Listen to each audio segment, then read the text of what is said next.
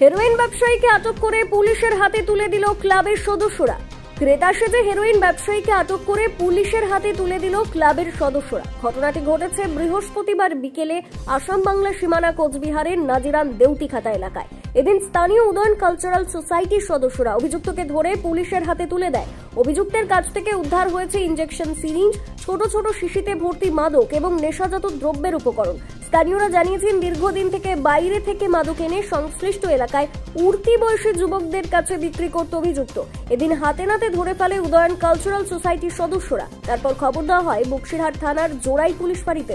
Police অভিযুক্তকে আটক করেছে, তবে অভিযুক্তের দাবি সে হেরোইন বিক্রি করে না, বন্ধুরা মিলে আসাম থেকে এনে নিজেরাই ব্যবহার করে। আলিপুরদুয়ার কুমারগ্রাম থেকে নিমাই চাঁদের রিপোর্ট। আপনারা দেখছেন বিসিএন বাংলা, জনগণের পক্ষে বাংলার সংবাদ। আচ্ছা, কি হলো বলো তো, তোমাকে কেন আটক করে রাখলো? আমাকে আটক করেছে, এখানে আমার কাছে এই হিরোইন নামের ড্রাগস পেয়েছে। তাই তোমার কাছ থেকে? হ্যাঁ, আমার কাছ। তুমি এতগুলো হিরোইন নিয়ে কি করছিলা? আমি খাই, এর জন্য আমি কিনে নিয়েছিলাম, ঠিক আছে। তো আমার আরেকজন এসছিল, ও আমার থেকে নিতে এসছিল। তুমি বিক্রিও করো তার মানে? আমরা 4-5 জন টাকা দিয়ে একসাথে নিয়ে আসি, খাই। তো কে কে 4-5 জন? কে কে? 4-5 জন? সাগর, তারপর হচ্ছে মধু।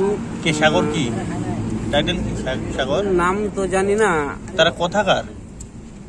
চকচকার আছে, তারপরে হচ্ছে ইসের আছে, ওই নিটাউনের আছে। তোমরা 4-5 জন মিলে কিনে নিয়ে এসে সেটা বিক্রি করো? আমরা খাই। কই থেকে কিনে নিয়ে আসো এগুলা? আসাম থেকে।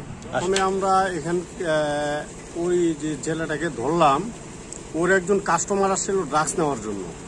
যে কোনো কারণবশত ওইখানে এসে পরে আমার ক্লাবের ছেলেপেলেরা ওকে ধরে ফেলে হাতে নাতে ওর কাছ থেকে সিরিঞ্জ, ড্রাগসের বোতল সবকিছু পাওয়া গেছিল।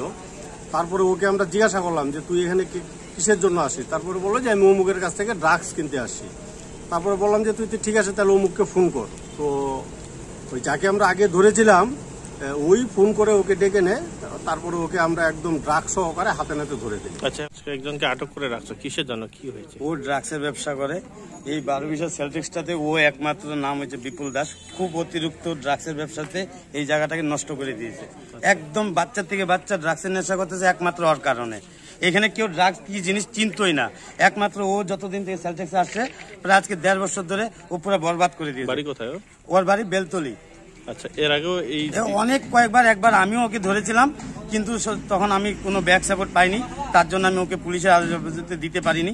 তার জন্য আমি এখন খুব দুঃখিত আছে। আমার যে বদ্দা, তার নাম হচ্ছে নামটা এখন রিন্টু বিশ্বাস। তো ও এই একমাত্র ওর দায়ী, পুরো এডিট, ড্রাগসের এডিট, নেশা করে। হ্যাঁ, নেশা করে। এখন ওকে আমি কোনো হ্যালেই পাচ্ছি না। তো যদি এইসব যদি থাকে, তাহলে আমি কিভাবে ওকে ঠিক? কি বিক্রি করতো? ও বিক্রি করে, ও পুরো ব্যবসাদার। আপনারা দেখছেন বিসিএন বাংলা, জনগণের পক্ষে বাংলার সংবাদ। প্লিজ বিসিএন বাংলা পোর্টাল চ্যানেলটি ফলো করুন, সার্চ ফলো করুন www.banglaCircleNews.com এ।